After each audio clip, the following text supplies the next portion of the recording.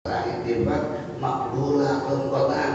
Amalan sholawat ini diterima, pasti diterimanya. Sekalipun dengan tabuhan, dengan rebana, bahkan dengan jugetan pun sholawatnya tetap diterima. Inilah kemurahan Allah tentang sholawat dan penghormatannya Allah kepada Nabi kita Muhammad Sallallahu Alaihi Wasallam.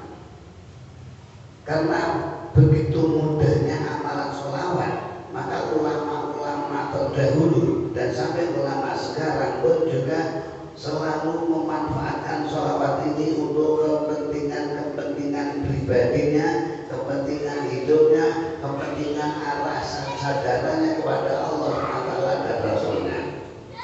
Sehingga pada tahun 400 tahun ya, pada 400 tahun yang lalu ada ulama menghitung sholawat. Ini jumlahnya sudah 12.000 macam sholawat, termasuk yang beredar di sini seperti sholawat badar, sholawat nariyah, sholawat badawi dan lain sebagainya. Mungkin Bapak dan Ibu telah pernah mendengarkan hal itu.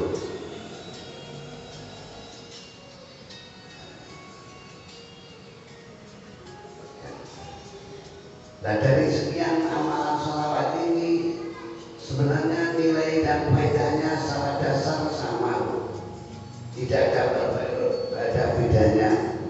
Hanya saja yang membedakan di antara sholawat satu dengan yang lain itu adalah doa yang digandengkan.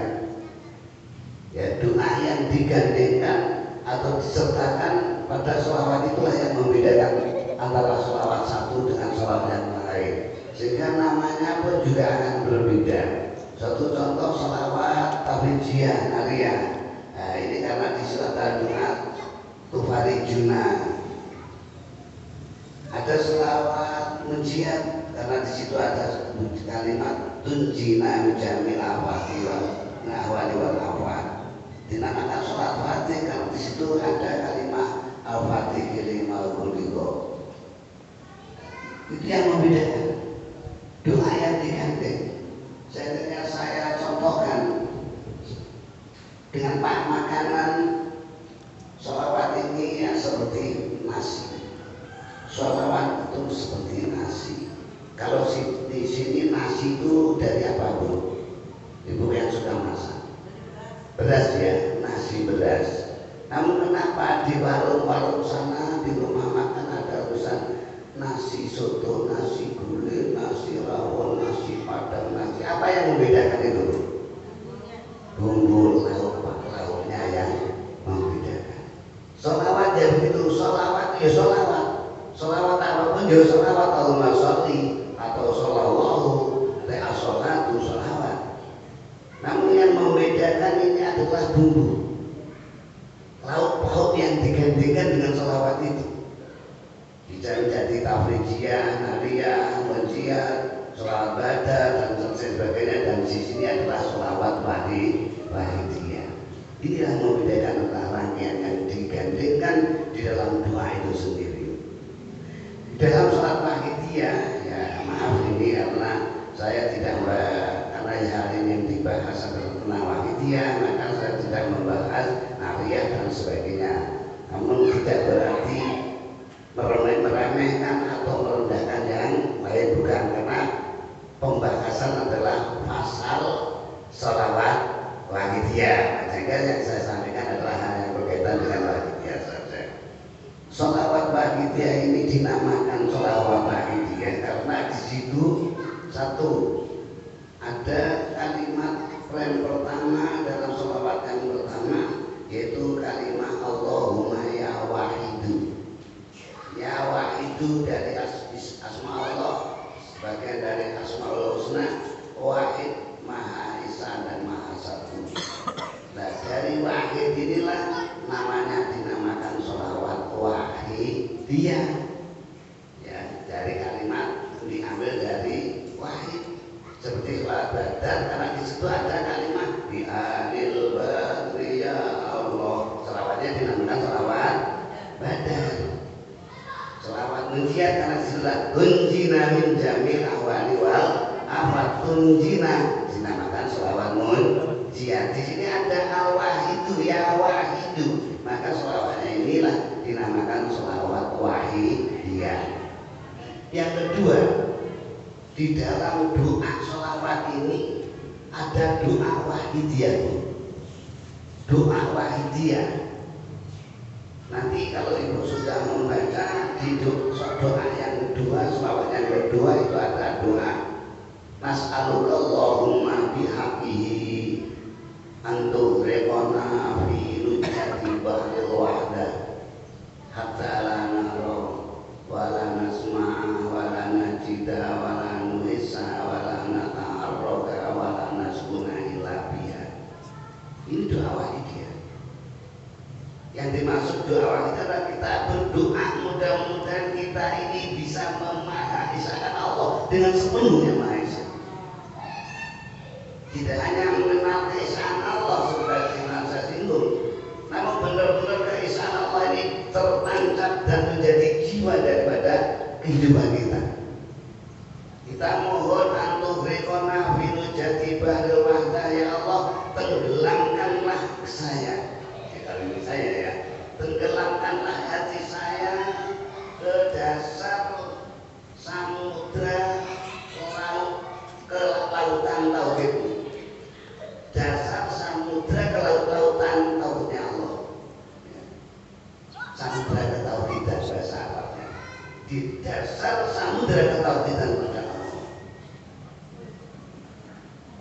Kalau kita gambarkan, contohkan dengan yang nyata. Kalau ada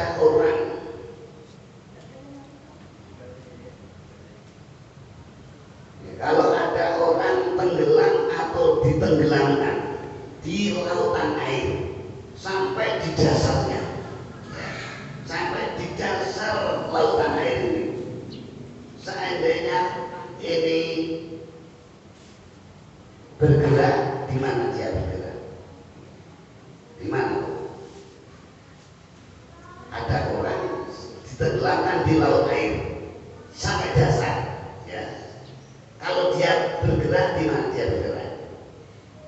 Di dalam air. Kalau dia tidur, di mana dia tidur? Kalau berdiri, kalau itu matanya berkedip-kedip, kalau itu mendengarkan, seandainya dia mati, tetap di dalam air. Ini kalau contoh air, lautan air. Namun yang kita mohon tidak, kita mohon ya Allah tenggelamkan saya di dasar lautan air sehingga saya mati di dalam air, itu tidak. Yang kita mohon ditenggelamkanlah saya di dasar laut ketauhidan Allah sehingga saya tidak melihat kecuali kita sadar bahwa saya tetap bertauhid kepada Allah. Melihat itu loh, kita bisa melihat sadar. Kita melihat ini adalah pemberian dari Allah, bukan kekuatan saya sendiri. Namun itulah daya kekuatan karunia dan pemberian dari Allah Subhanahu wa Ta'ala. Kita mendengarkan sesuatu, kita sadar pendengaran ini pun juga bukan kekuatan telinga kita, bukan kekuatan kita, namun kekuatan dari Allah Subhanahu wa Ta'ala. Kita menemukan sesuatu, kita sadar sesuatu itu juga dari Allah Subhanahu wa Ta'ala. Kita merasa, bahkan kita bergerak atau berdiam, gerak dan diam kita senantiasa sadar bahwa itu semua ciptaan Allah Subhanahu wa Ta'ala. Itulah doa yang kita mohon, sehingga seandainya kita ini nanti bergerak, ya tetap bertauhid pada Allah. Berdiam tetap bertauhid pada Allah. Berdiri, berjalan, bekerja, tidur, beraktivitas juga tidak lepas dari bertauhid kepada Allah. Sampai mati pun tetap dalam keadaan bertauhid kepada Allah. Kalau orang mati di dalam samudra lautan tauhidnya Allah, pastilah matinya husnul. Jadi yang kita arah ke sana, Bu, tidak sebatas keuntungan kita saat ini. Nanti saat ini pun kita sudah diberi sebagian kecil. Nanti kita kalau mengamalkan sholawat ini, doa ini, nanti kita diberi sebagian kecil saja surga dunia, Bu. Diberi surga dunia. Apa itu? Surga kesadarannya hati kepada Allah Subhanahu wa Ta'ala. Kalau hati kita sudah sadar kepada Allah Subhanahu wa Ta'ala, segala sesuatu ini ciptaan Allah, segala yang terjadi di alam ini adalah dari Allah. Kita senantiasa sadar, hati kita sudah sadar seperti itu, kita nanti hidup akan menjadi tenang. Hidup akan menjadi tenang, rumah tangga menjadi tenang. Ini istilahnya cutilan dari karunia yang akan diberikan secara utuh di akhirat nanti, utamanya pada saat di alam kubur dan di alam surga nanti. Ini sudah dicicipi di dunia ini. Orang yang sadar kepada Allah dalam kehidupan yang senantiasa sadar, gak mudah stres, gak mudah darah naik, karena apa? Semuanya sadar, semuanya dikembalikan kepada Allah Subhanahu wa Ta'ala. Sehingga dalam Al-Quran disebutkan ala bizikrillahi tatma'innul qulub. Ingatlah senantiasa sadar kepada Allah, akan tenanglah hati manusia. Banyak yang mengartikan banyak zikir kepada Allah. Ini kalau zikir hanya cukup ucapan lisan, ini belum menjamin, belum menjamin. Namun kalau zikir tetap yang diartikan sadarnya hati kepada Allah, tauhidnya hati kepada Allah, inilah yang menjamin adanya tatma'innul qulub, menjamin adanya ketenangan hati. Bagaimana nggak tenang? Ada tangganya beli TV. Alhamdulillah tangga itu diberi oleh Allah. Saya kita nggak bisa beli TV. Alhamdulillah karena Allah tidak memberi TV. Mungkin lain waktu lah Allah akan memberi TV lah. Jadi kita tidak mudah panas pikiran, tidak panas hati, karena tangganya ini ada nikmat dan ada pemberian dari Allah. Sadar itu semua dari Allah. Dia mereka mendapat dari Allah. Saya tidak mendapat juga dari tentuan dari Allah Subhanahu wa Ta'ala. Sadar kalau itu semuanya dari Allah. Kenapa kita harus hasud? Kenapa kita harus tinggi pada tetangga? Kalau kita dicaci-caci oleh orang lain, wah ibu itu gini. Sadar, dia mencaci ini, dia bisa berbicara, siapa yang membicarakan? Siapa? Allah. Kita sadar dia yang membicarakan, dia bisa berbicara seperti itu, Allah. Kenapa kita harus marah? Kalau tahu sampai di situ nanti kita dengan tetangga akan baik, dengan sesama akan baik, terutama dengan keluarga pun juga akan lebih baik. Inilah hikmah faedah secuil, ya, hanya secuil dari faedahnya orang yang sadar kepada Allah Subhanahu wa Ta'ala. Inilah pokok doa seperti ini dinamakan doa wadidiyah. Sehingga sholawat yang digantikan dengan doa ini dinamakan sholawat wadidiyah. Ini asal mulanya sholawat dinamakan sholawat wadidiyah. Para ibu, para bapak yang saya hormati, insya Allah karena waktu mungkin masih perlu banyak kita dialog saja, maka tidak saya uraikan satu persatu. Mungkin bapak-bapak yang ada di sini, Bapak Swedi ada di sini, bisa bapak nanti meneruskan diskusi atau dialog, tanya jawab, atau minta penjelasan arti daripada sholawat dari atas sampai bawah, atau bisa dibaca di dalam buku buah ini atau lembaran Wadidiyah, arti-arti daripada isi doa itu bisa nanti dengan berjalan. Yang penting perlu saya sampaikan adalah cara pengamalannya. Ibu, ada yang ingin punya dulu? Ada, Bu? Ingin mobil atau motor? Ada yang punya? Yang ingin punya? Ya belum ya, bagi yang belum ya. Karena yang sudah punya lain lagi ya. Ingin punya mobil atau sepeda motor.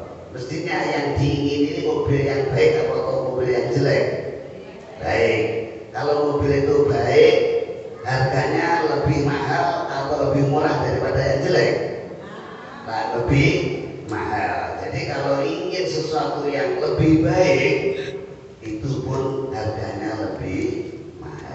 itu baru urusan mobil. Begitu pula kita mohon kepada Allah sesuatu yang paling tinggi derajatnya. Tiada derajat yang tertinggi, yang lebih tinggi daripada derajatnya orang yang hatinya sadar bila derajat manusia yang tertinggi adalah derajatnya manusia yang hatinya sadar bertauhid kepada Allah senantiasa. Itu derajat yang tertinggi bagi manusia di dunia, lebih-lebih nanti untuk akhirat. Maka karena yang kita mohon itu sesuatu yang sangat mahal harganya, dinamakan gurun gula mutiara yang mahal harganya. Bahkan kalau kita hitung dengan harga dunia tidak sepadan. Gunung emas kita untuk beli itu nggak cukup. Ini kalau dihargai dengan harga dunia. Oleh karena itu, kalau kita menginginkan sesuatu yang sangat mahal di sisi Allah, kita pun juga harus membeli dengan harga yang mahal. Namun mahalnya di sini tidak merupakan uang, tidak merupakan materi. Mahalnya di sini untuk kita siap duduk, ya, siap membaca, siap berusaha untuk menerapkan ajaran dan bimbingannya. Ini tuh mahalnya. Misalnya kita atau ibu-ibu sehari semalam sudah punya aktivitas jadwal penuh, namun dari kepenuhan aktivitas ini mungkin masih ada waktu-waktu yang lowang. Ya, memanfaatkan waktu yang lowang, misalnya mengambil setengah jam atau 2 jam misalnya paling banyak. Nah, ini menyempatkan waktu untuk mengamalkan. Ini pembeliannya di situ. Jadi tidak membeli wah kan akan membeli apa ikut lagi dia, membayar berapa ini ikut lagi dia, gratis. Ikut lagi dia gratis, tidak ada istilah bayar membayar. Namun yang bayaran yang perlu kita korbankan dan kita berikan dalam pengamalan, kita mau duduk dan membaca, itu aja. Apa itu kira-kira berat? Berat.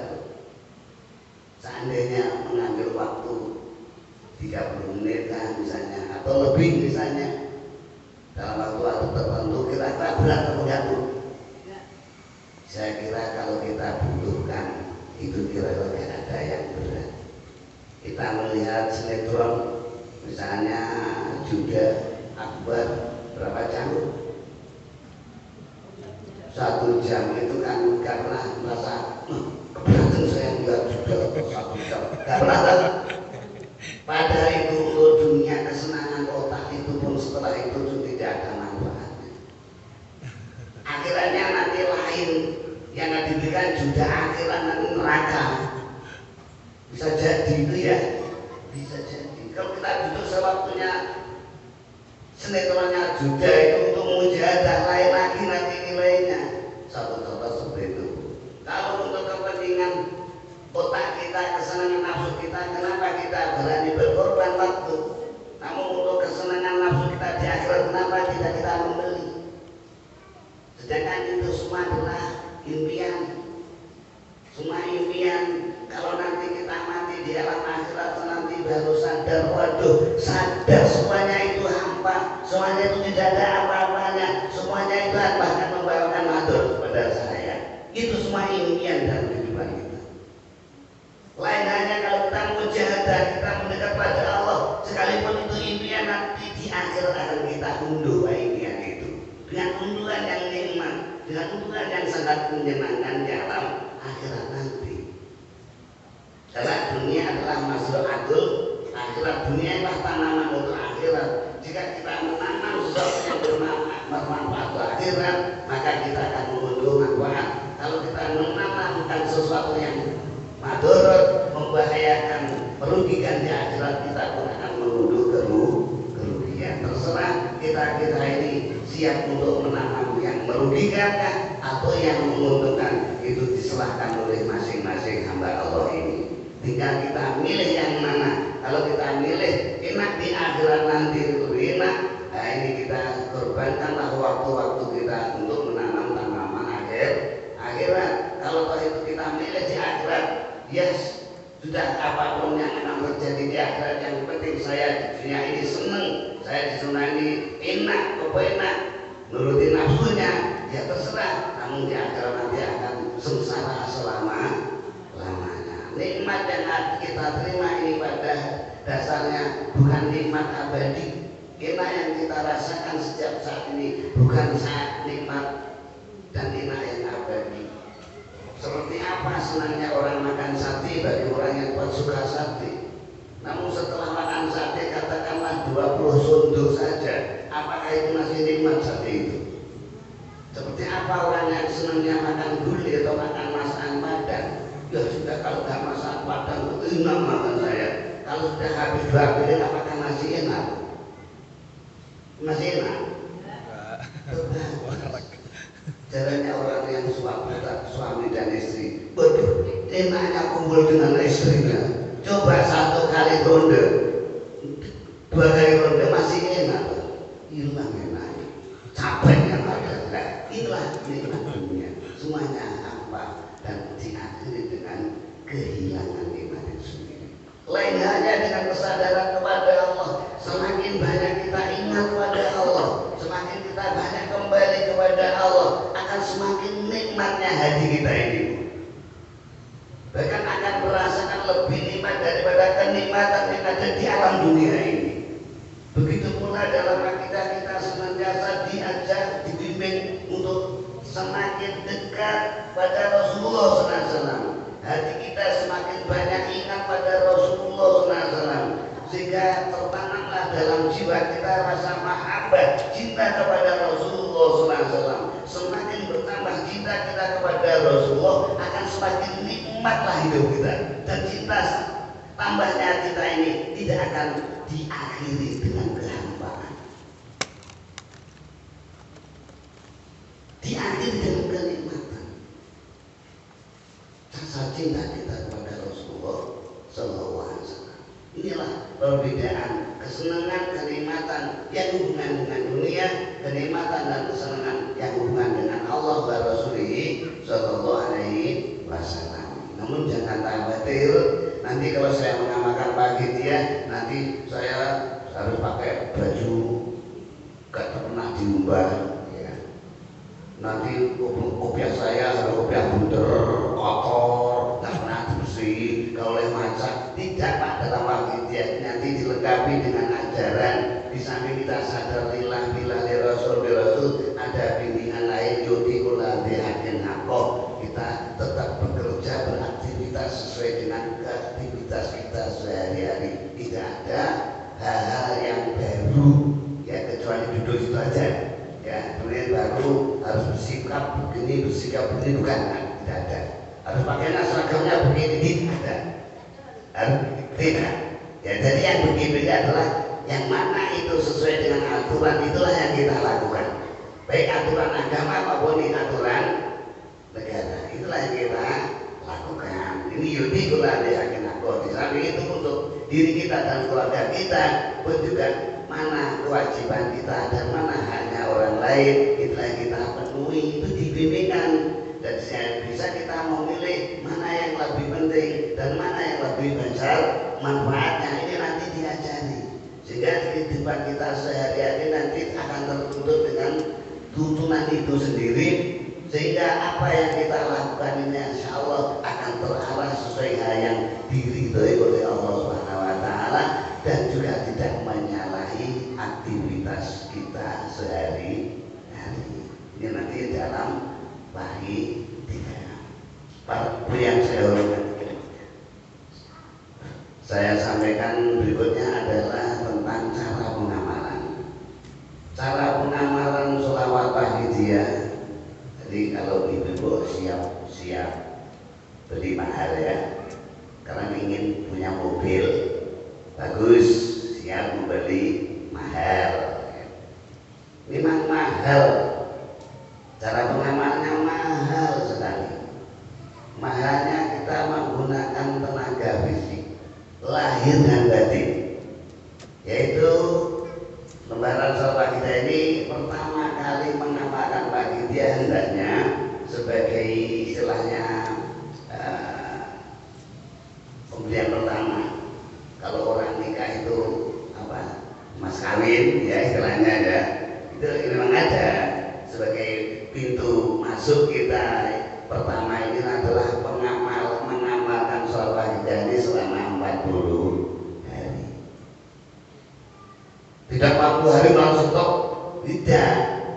Mengamalkan lembaran wahidah itu sehari semalam 1 kali khataman, dilakukan setiap malam atau siang mana waktu yang longgar selama 40 kali atau 40 hari. Inilah pemberian pertama. Nah, 40 hari ini bisa ada 2 cara.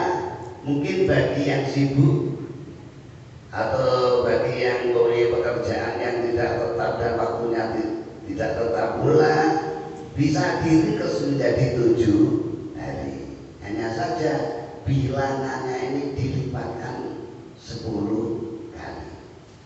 Misalnya dalam lembar akidah diamalkan dalam untuk pengamalan 40 hari, di situ ilah hadrati Sayyidina Muhammadin sallallahu alaihi wasallam al-Fatihah 7 kali.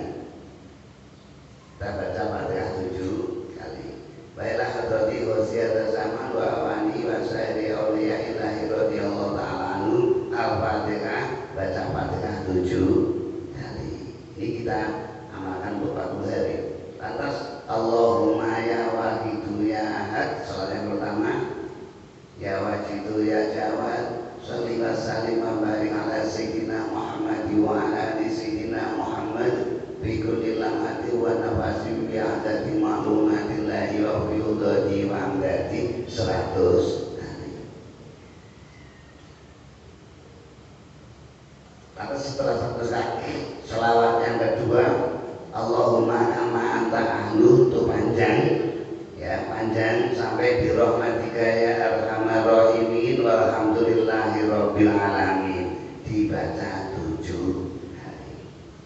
Lantas selawat yang berikutnya, ya syafi'al khalqi sholatu wassalam alaika nurul fi hadiyal anam wa aslahu wa ruhahu ajrini wa qadzalam wa badu wa rabbini wa lisani ya sayyidi siwaka wa inna ruda kuntu sakson hanika 3 kali, ya sayyidi ya Rasulullah, ya sayyidi ya Rasulullah 7 kali, ya ayyallahu salamullah alaika rabbini birnillah sampai akhir. Ini itu 3 kali. Lantas ya syafi'al khalqi habiballahi sampai akhir 2 bait, itu 3 kali, ya sayyidi ya Rasulullah, ya sayyidi ya Rasulullah yang kedua 7 kali, ya Rabbana Allahumma sholli salimi sampai 3 bait, itu 3 kali. Lantas baca Allahumma barik bima khalaqta bahadil badah ya Allah wa bihadil mujahadah ya Allah 7 kali. Lantas di sela-selani dengan istighraq. Kalau itu berjamaah imamnya istighraq. Istighraq itu memusatkan hati hanya kepada Allah. Kalau orang senang apa upacara mengeningkan cipta, ya, mengeningkan cipta mulai diam kan? Di mana itu? Pada saat itu kemana kita? Diam dong, gitu kan? Tidak. Hati kita pusatkan hanya kepada Allah. Itu istighraq. Kalau seberapa detik istighraq, atas itu diteruskan dengan bacaan Al-Fatihah, baca Fatihah 1 kali, lantas membaca doa nidah bahasanya. Doa ini dibaca bersama-sama antara imam dan makmum. Tidak seperti doa-doanya pada sholat atau tahlil, itu doanya cukup imam, makmumnya membaca amin. Namun di sini tidak. Imam dan makmum juga membaca bersama-sama. Karena apa kok ini dibaca bersama-sama, tidak seperti pada sholat? Karena ini termasuk rangkaian daripada susunan sholawat wahidiyah. Karena ini rangkaian, kalau ini cuma amin-amin berarti makmum belum membaca, kan itu ya. Maka di sini dibimbingkan dengan imam dan makmum membaca doa bersama-sama. Allahumma bismillahirrahmanirrahim sampai fa'inaka ala kulli syai'in qadir wa bil ijabati jadir itu 3 kali kembali lantas teruskan dengan panggilan kita memanggil umat dan masyarakat agar segera kembali pada Allah Subhanahu wa taala, utamanya diri kita sendiri, keluarga kita, lingkungan kita, masyarakat kita dengan tidak fafiru ilallah. Ya, kita kirimkan kepada seluruh manusia salam. Hai manusia salam dunia, kembalilah kepada Allah. Kembalilah kepada Allah. Kita diwajibkan harus dakwah amar ma'ruf nahi mungkar sampai ke luar negeri sana, karena ini sudah globalisasi. Kita tahu bahwa di Amerika, di India banyak maksiat-maksiat, dan apa mungkin kita bisa melihatkan dengan ke sana? Tidak mungkin. Namun dengan wahidnya kita akan menjadi mungkin. Kita mengirimkan Allah ke Amerika, ke seluruh dunia kita kirimkan Allah, hai manusia salam dunia, kembalilah kepada Allah, kembalilah kepada Allah, Allah 7 kali, dan akhiri dengan bacaan wa qul ja'al haqqu wa zahaqal batil innal batila kana zahuqa 3 kali dengan isi hati permohonan, datangkanlah ya Allah sesuatu yang kau ridai. Datangkanlah Allah sesuatu yang kau ridhoi. Semoga yang diridhoi Allah didatangkan, dan sang batil-batil yang tidak diridhoi oleh Allah semoga dibuang atau dileburkan. Dalam lamanya yang ada pada diri kita, semoga akhlak, tindakan apa saja yang tidak diridhoi Allah diganti dengan sesuatu yang diridhoi oleh Allah SWT, untuk diri kita, untuk keluarga kita, dan untuk negara, bangsa, dan sebagainya. Ini wakul ja'al haqqu wa zahaqal batil. Lantas ditutup dengan bacaan Al-Fatihah 1 kali. Nah selesai, jadi kan sudah hafal, ini nanti bisa dilakukan cukup setengah jam. Kadang-kadang kurang dari setengah jam selesai, Pak. Kadang 10-20 menit itu sudah bisa selesai.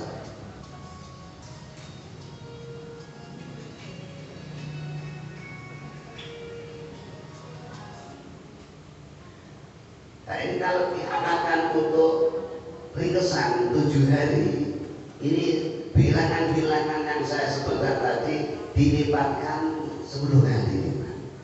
Yang 100 jadi 1000, yang 7 jadi 70, yang 3 jadi 30.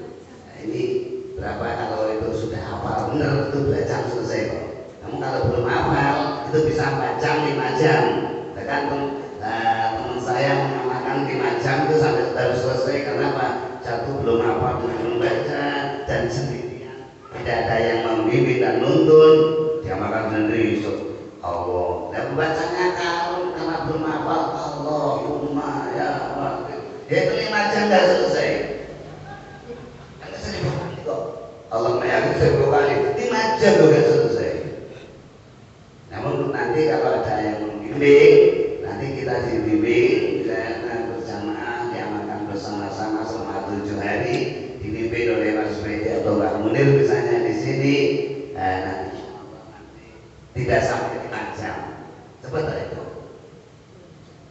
Bisa 1 jam bisa katanya. Kalau tahu ini, kalau ya itu kalau nanti ada yang membimbing gitu ya, maka siapkan saja ibu-ibu dan bapak-bapak. Nanti bayangan dengan pembimbingan di sini. Kapan dimulai nanti? Itu nanti terserah bapak ibu apa yang menjadikannya. Itulah hadirin hadirat tentang cara pengamalan sholawat Wahidiyah. Lantas nanti kalau sudah 40 hari atau 7 hari bagaimana? Ini nanti ada pelajaran berikutnya. Kalau namanya sekolah kok kira ini. Misal sekolah kalau sudah tamat TK, kalau sudah tamat TK kemana? Ya nanti kan akan dilanjutkan ke SD kan itu ya. Jadi 40 hari itu TK Bu, masih pelajaran TK. Kita kira masih TK di bidang ini, di bidang kesadaran kepada Allah masih kelas TK. Nah nanti kalau sudah 40 hari atau 7 hari selesai akan diberi bimbingan untuk berikutnya, misalnya setiap hari ini yang dibaca, setiap seminggu sekali ini yang dibaca, setiap sebulan sekali ini yang dilakukan. Ini nanti ada pelajaran-pelajaran dan amalan-amalan berikutnya setelah menyelesaikan pengamalan 40 hari atau 7 hari. Kira-kira Pak Ibu kalau milih yang 7 hari atau 40 hari? Nah itu terserah, nanti bukan saya yang benar untuk memilih dengan ini ya, dan bukan saya yang akan menentukan, yang akan membina, istilahnya adakan transaksi dengan yang mau pembinanya. Transaksi Pak Bedi, ya saya minta yang 40 hari. Beliau siap menunggu ibu-ibu atau bapak-bapak menunggu selama tiap malam setengah jam selama 40 hari. Beliau siap. Atau Mbak Munir mungkin siap, atau PSB yang ngurus yang lain siap. Mungkin digilir ibu-ibu yang di jamaah sini setiap malam kumpul selama 40 hari misalnya, nanti digilir Mbak Munir 5 hari, Bapak Lermen 5 hari misalnya, Pak Biswedi 5 hari, sampai dengan 40 hari pengurus yang ada di sini siap untuk memberikan pembinaan. Itulah Bapak dan Ibu, nanti memanggakan masalah pengamalannya berapa, pakai yang 40 atau 7 hari terserah Bapak dan Ibu, mana yang dimilih. Dan mari waktu ini kita lanjutkan, masih ada waktu untuk tanya jawab hal yang berkaitan dengan sholat wahidiyah. Dan ajaran wahidiyah saya belum menyampaikan, nanti akan disampaikan secara detail pada saat pengamalan 40 hari. Nanti setelah mengamalkan sedikit demi sedikit ajaran wahidiyah atau bimbingan ini akan disampaikan kepada Bapak dan Ibu, biar tidak jumlah. Kalau sekarang amalnya diberikan, ajar diberikan, ininya nanti mungkin tidak mampu untuk menerimanya. Ya, jadi sedikit demi sedikit lama-lama akan menjadi bukit. Mudah-mudahan bukit kesadaran hati kita kepada Allah SWT wa Rasulullah SAW menjadi bukit emas yang diridhoinya min hadza ila yaumil qiyamah. Amin. Cukup sekian dari saya, dan nanti dimoderatori oleh pembagi waktu. Semakkuran dan hilaf saya